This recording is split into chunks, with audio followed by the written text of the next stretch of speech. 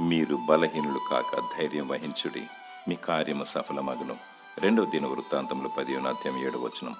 నీవు చేపట్టి ప్రతి మంచి పని సఫలమగును, అధైర్యపడకు, నీ కార్యమును జరిగించువాడు దేవుడే. నరుల యోచన, నరుల నిర్ణయము, నరుల సలహాలు అక్కడకు రావు.